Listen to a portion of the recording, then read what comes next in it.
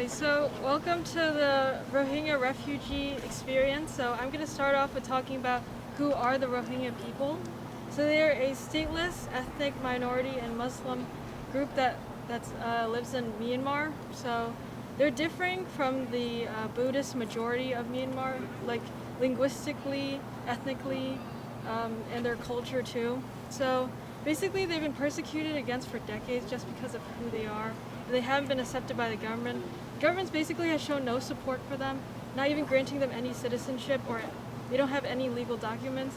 They've just given them these ID cards recently, but they just identify them as foreigners. So in the Myanmar government sense, they're actually considered like illegal foreigners from Bangladesh.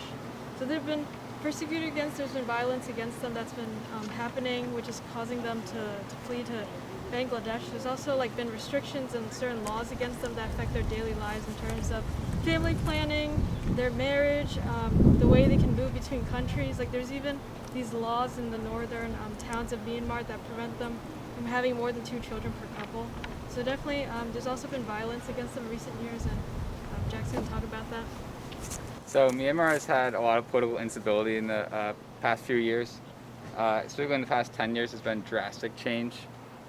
They've had over 50 years of a political military dictatorship. However, in 2016, they elected their first president and became a form of democracy.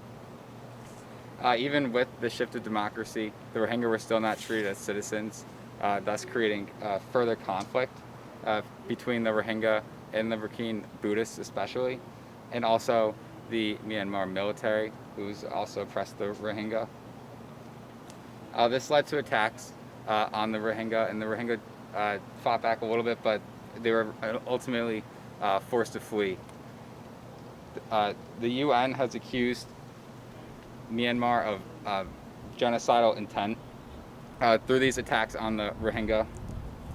More than 288 villages have been burnt, and more than 6,700 Rohingya have been killed just after the first month of violence, causing them to flee to Bangladesh. And through these attacks, many have died and they're fleeing to Bangladesh. And then also the UN has accused Myanmar, but nothing has come up from it. Myanmar still denies all allegations, and since 2017 has still had no repercussions for the attacks. All right, the section I had, we talked about the spokesperson of Myanmar, Aung San Suu Kyi, and she is also the only female and leader of the National League for Democracy. The National League for Democracy is the most influential democratic party in Myanmar, and she's also the state councilor, which is equivalent to the prime minister of a prime minister. So she's very important. In 1988, there was an uprising against the military dictatorship in a vote for partial democracy. So their National League was responsible for the transition for the state of Myanmar. Also, it was the uprising that led her to be imprisoned under house arrest for 15 years. And during the 15 years in 1991, she was awarded the Nobel Peace Prize for civil courage, as well as her nonviolent struggle for human rights and against military dictatorship. So her winning Nobel Peace Prize, she was in 1999 in Time magazine. She was titled a child of Gandhi, in supposedly the next heir for nonviolence and being the next figurehead. So she's very important, very, very influential in the humanitarian world. And to see her in present day defend Myanmar against accusations of genocide is very appalling, very shocking, and is very controversial today. So all that together, her accomplishments, to see her spend most of her life against these horrible actions of the government, and then to see her defend it is very, very shocking, to get my point across. All right. That's all we had. Yeah, so for the interactive part, we're just going to ask you, what 3 things would you bring if you were fleeing Myanmar? I guess you guys can just, go around. If I were fleeing? Yeah. Water?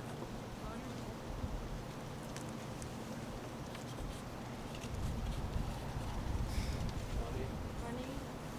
Yeah, you can just list them off.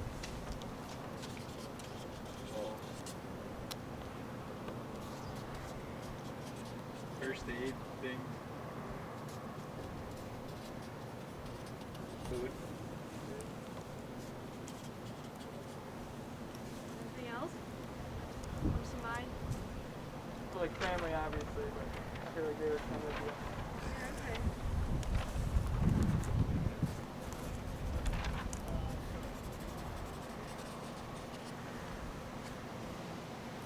Anything else?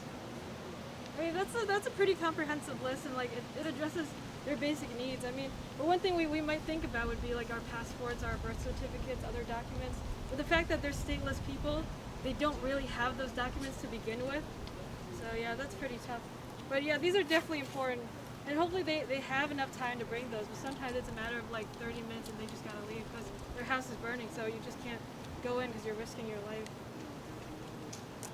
All right. That's about it. Yeah. Thank you. All right, we're good.